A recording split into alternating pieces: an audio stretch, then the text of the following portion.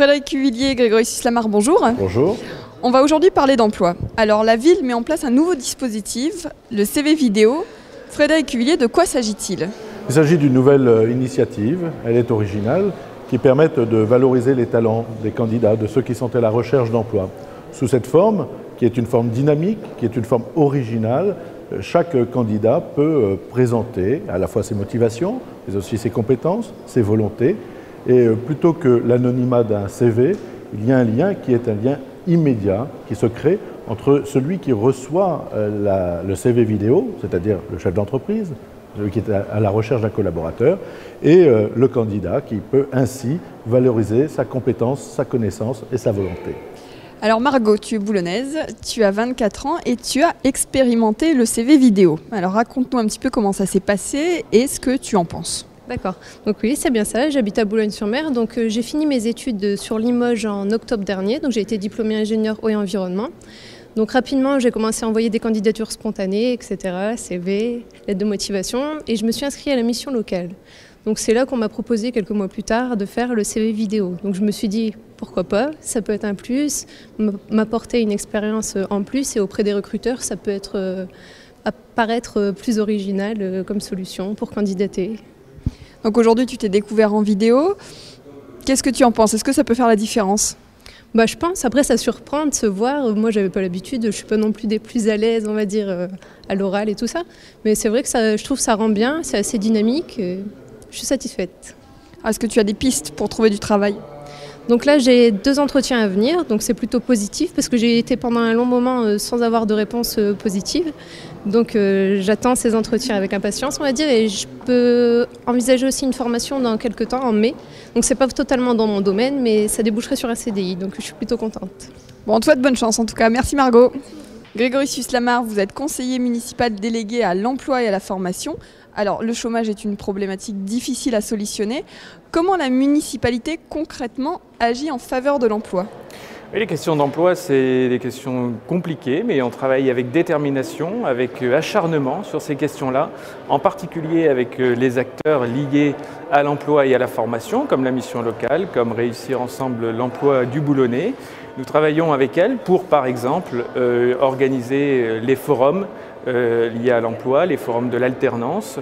On vient les accompagner, les aider, les soutenir. Mais également, il faut que les Boulonnais le sachent et ils le savent, que les portes de la mairie leur sont ouvertes. Le maire, moi-même, nous les recevons dès qu'ils le souhaitent, en permanence, pour les écouter, pour les accompagner, pour les diriger dans leurs recherches, qu'ils sachent que nous sommes à leur écoute. Et alors en ce qui concerne la formation? Les formations sont également des questions extrêmement importantes pour assurer une reconversion ou un retour à l'emploi. Et donc sur le territoire, nous avons par exemple l'école de la deuxième chance, qui est une très très belle structure, avec également des professionnels qui viennent aider, accompagner les jeunes dans leur projet professionnel, en tout cas dans la recherche de leur projet professionnel et dans la réussite de leur projet professionnel. Ça, c'est extrêmement important de les soutenir, de les accompagner. Et puis, nous portons par exemple dernièrement avec la ville une opération qui s'appelle « Booster votre orientation ». C'est une opération qui a permis à des jeunes Boulonnais, pendant 6 semaines, de découvrir 6 métiers différents en intégrant une semaine de stage dans 6 entreprises différentes. Et donc ces initiatives permettent aux jeunes et aux moins jeunes de les accompagner dans leur projet professionnel et dans leur recherche d'emploi. Monsieur le député maire, la ville de Boulogne-sur-Mer a également été très engagée dans la mise en place des contrats aidés. Oui, le territoire boulonnais a été précurseur. Nous avons été l'un des premiers à nous engager dans les contrats d'avenir. Ils sont aujourd'hui plus de 800. Et avec cette particularité, c'est qu'ils ne s'adressent pas simplement au secteur public, mais au contraire, de très nombreux contrats, plusieurs centaines, ont été signés avec le secteur marchand. Par ailleurs, nous nous engageons à la fois sur des dispositifs de chantier d'insertion et de clause d'insertion. Pour ce qui est des chantiers d'insertion, eh bien, chaque investissement est réalisé au profit de la professionnalisation, du retour à l'emploi, de la formation. Je pense à des travaux tels que le chantier des remparts, la rénovation des remparts qui permet de nous appuyer sur des associations d'insertion qui forment des jeunes ou des moins jeunes et qui permettent de leur donner une porte d'entrée vers le retour à l'activité.